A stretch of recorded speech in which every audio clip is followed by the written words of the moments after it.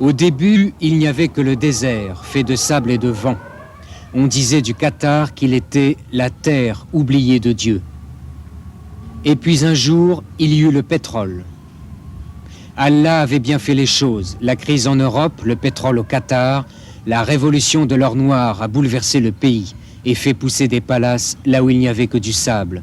Adieu la pêche aux perles, adieu les chameaux.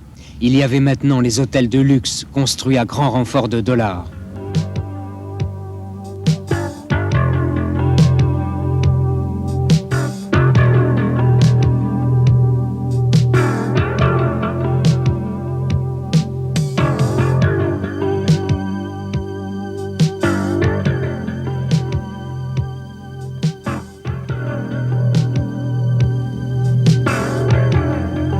Nous avons été étonnés au Qatar. Pour la première fois depuis notre départ, les mythes avaient rejoint la réalité. Tout était bien en place, tout correspondait à ce que nous avions lu, vu et entendu. Des hommes du désert à qui la crise avait profité, symbole de cette explosion économique, la voiture. Jamais assez belle, jamais assez grande, jamais assez luxueuse.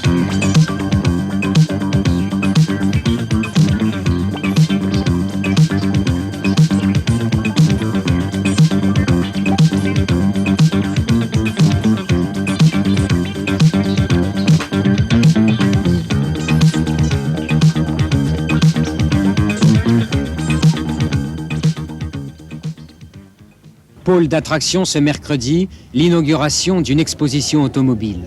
Devant les yeux ravis du ministre des Transports, les Japonais, les Allemands, les Anglais et les Américains se partagent tout le marché qatari. On ne sait plus quoi regarder, quoi acheter, où se renseigner.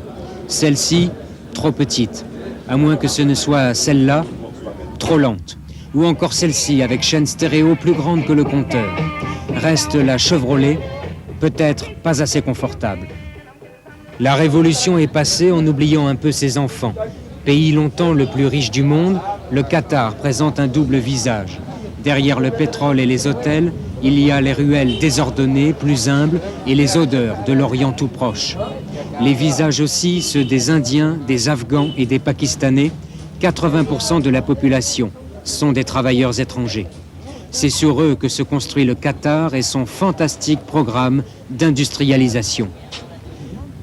Nous avons demandé à un Qatari de nous montrer son pays. La sortie a ressemblé à une visite d'usine.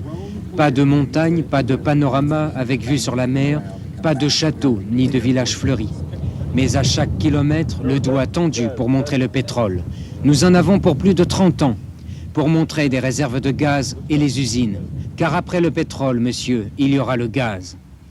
À chaque plein d'essence, la valse tranquille des chiffres, moins de 2 francs le litre, un peu cher ces derniers temps.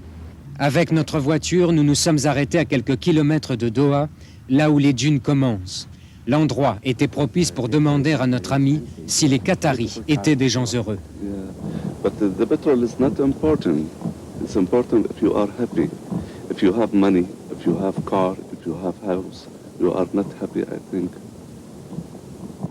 What do you think of the crisis in Europe?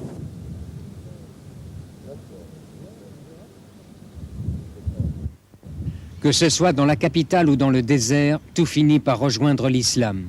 Il y a de quoi remercier Allah pour cette manne qui a propulsé le pays sur le devant de la scène mondiale et de quoi lui demander encore protection dans ce monde si troublé là-bas et si confiant ici. Les fils du désert ne sont plus orphelins.